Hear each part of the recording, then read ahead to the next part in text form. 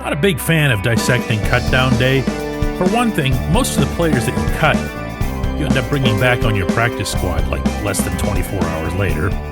For another, by its very nature, you're talking about the fringe of the roster, not the ones that are going to be taking the field in anger. Good morning to you. Good Tuesday morning. I'm Dejan Kovacevic of DK Pittsburgh Sports. This is Daily Shot of Steelers. It comes your way bright and early every weekday. If you're into hockey and or baseball, I also offer daily shots. Penguins and Pirates, other two teams in town that I cover. I hope you'll check those out as well. The cuts began yesterday, shortly after the practice that I covered over on the south side. 13 players in all, headlined by Cameron Johnston, their outstanding punter, who got legitimately beat out by another outstanding punter in what I've been describing for you all along as one of the more compelling sidebars out in St. Vincent College and beyond. Full credit, my friends, to Corliss Waitman. This is a dude who he joined this team in time for the game out in Denver early last season after, of course, Johnston's ugly leg injury. And he instantly, you might recall, proved to be a significant piece. In fact, over the course of the 2024 season, and I'm going off the top of my head here and nothing else, I recall one, at the most, two kicks where I went, oh, geez, that wasn't his best. The rest were just... Listen, to watch these two in training camp between Johnston and Waitman, it would look a little bit like this. Johnston would take his turn, and he would boot the ball like 7 miles into the atmosphere, and everybody at Chuck Noll Field would go, whoa, in a way that made you realize, hey, they're paying attention to the punters. Normally doesn't happen there. Normally doesn't happen anywhere. Then it was Waitman's turn, and it would remind me a little bit of, let's say, a pitcher following another pitcher in a, spring training game or something, where the first guy is coming in, blazing his fastball at 102 miles an hour, and the next guy comes in and just strikes everybody out with his curve or his changeup or his slider. But that's what Waitman was doing, and he was doing it from the very beginning. Again, just like last season. His directional punts went the right direction. His inside the 20 punts, just as they were last season, were precise and on point. He had some trick punts in there too. And by that I mean the ones where they purposely kick the ball so it goes end over end and flips back. That kind of stuff. He's just really good. Don't overthink anything that happened here. Don't get into the cap differences because there really isn't much between the two. This was pure positivity. This is exactly what you want to see in a training camp battle. And no, if it sounds like I had a personal preference here, both of these guys are outstanding to deal with. Wishing Johnston nothing but the best wherever it is that he lands, and he will land.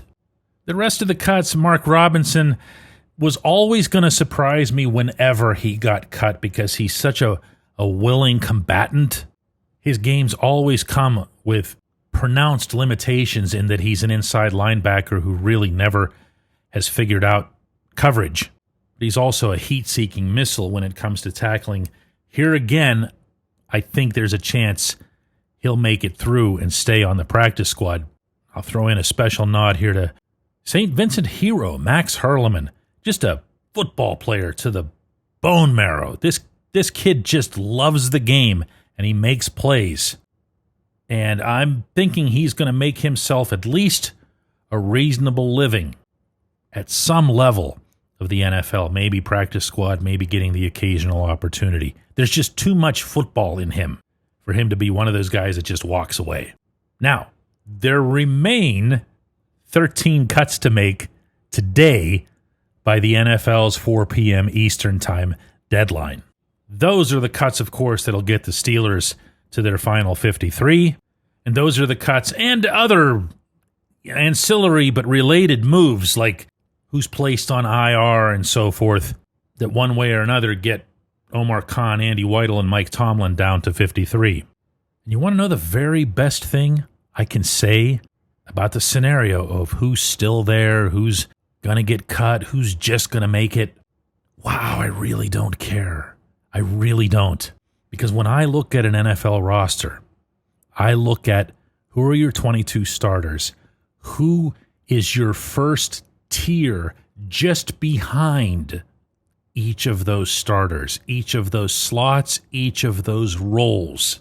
And as you and I are speaking right now, there are only 2 places where I'm not satisfied with that. On this depth chart, one of them, I'm pretty sure I share with everyone, and that would be the wide receiver slot behind DK Metcalf. And the other, though very, very few people talk about it, is a backup offensive tackle. Well, I can tell you unequivocally that the backup offensive tackle is a bigger priority for the Steelers than the wide receiver is. I'm not guessing at that. And if one or both of those gets addressed, then you're looking at a first, let's stick with the terminology, tier, and then a second tier that I can live with. From there, I'll let Danny Smith sort him out.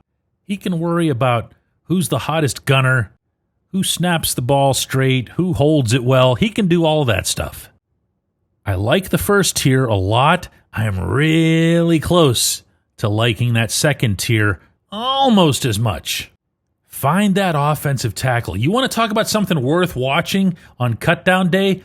Watch the offensive tackles come loose into the wild. And from there, watch Omar and Andy go for the hunt. When we come back, J1Q.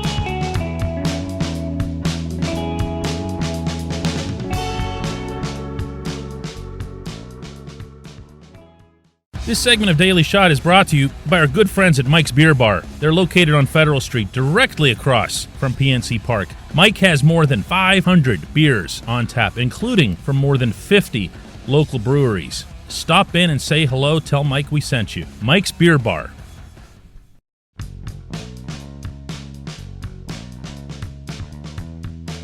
Today's J1Q comes from Spike, who says, DK, random thought. I can't help but think that the key to the Steelers' offense, maybe the success of the entire team, could be the least discussed giant in the room. A 6'7", 270-pound jump out of the gym guy with great hands who's hiding on the line. Don't you have to think that Arthur Smith spends hours in his lab concocting ways to use number 80 to block, receive, decoy, protect Aaron Rodgers, and catch touchdowns? Yeah, Spike, I'm only curious here as to why you'd be portraying Darnell Washington as some sort of top-secret project that the Steelers are just waiting to unleash in a couple weeks. Everybody's aware of him. Everybody, certainly in the football world, meaning other people in the NFL. And I can tell you that'd be true if Darnell never caught or was even targeted for a single pass. He is that thorough of a blocker. Defenses don't enjoy accounting for a legitimate sixth offensive lineman who might be just as good or better than any of them at that particular craft. Now, yes, is Arthur stoked about using Darnell? He is, and I'll take it further. The Steelers have been ecstatic about Washington's progress from last season. That's not to knock how he did last season. It's to say that they feel he has moved upward as much as anybody on that offense. If you've been listening to this program for a while, you'll know, and I would bring this up, not of my own thoughts, but based on what I was being told by those inside the Steelers, that there was a concern about Washington's ability to catch the ball and then make an athletic move. In other words, he'd go up and get it just fine, as you say, jump out of the gym. But he'd come down with it, and then there'd be a, geez, what do I do now kind of moment, an awkward half second or so. Now, this was not very popular, my expressing this, my sharing this at the time. Everyone loves to build up the young players, and the longer that they remain pristine in everyone's minds, the happier everyone is. But as I said then, and will reiterate now, that shortcoming was a coaching fix.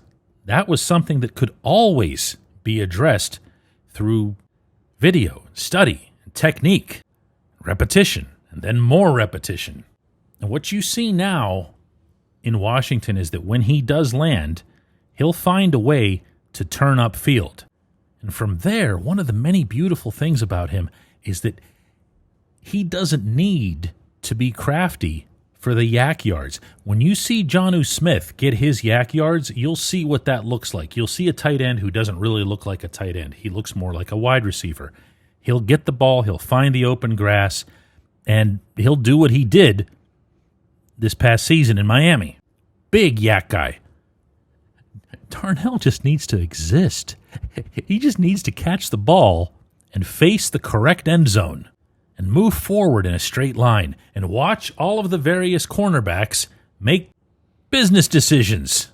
One of my favorite things about the way this summer has gone, and I've actually shared this with Darnell, is that when Jonnu Smith was brought in, there was an almost reflexive reaction from everybody. I wasn't an exception. That, oh, well, there goes Darnell way back to number 3. If we were wondering if he was going to get targeted as the number 2 tight end, we can forget about it now. The very next practice, and then all of the practices that have followed, all of the plays that had been scripted for Darnell, a lot of them in the red zone, a lot of them goal line, were all still there, and they all still had his name on them. Nobody blinked. Nobody suggested that any part of Darnell's program or his progress should be stunted. Now, the logical question from there is, what do you do with Jonnu then? My answer to that, I have no idea. I'm never, ever going to come on this show and pretend to have all of these answers. I just don't. Jonnu's not practiced much. He barely participated in team drills out in Latrobe. It's going to be fascinating to watch this unfold. Just this tight end scenario. I appreciate the question. I appreciate everybody listening to Daily Shot of Steelers. We'll have a live double shot of Steelers today at 4 p.m. Eastern. That's on the DK Pittsburgh Sports app, which I know you've already downloaded. And if you have and you want the best version of it, meaning ad-free and all kinds of other perks, email me, dk@dkpittsburghsports.com. Spell all of it out, too. dk@dkpittsburghsports.com, and I will hook you up with, well, you'll see. You're not going to say no to it. Hope to see everybody at 4.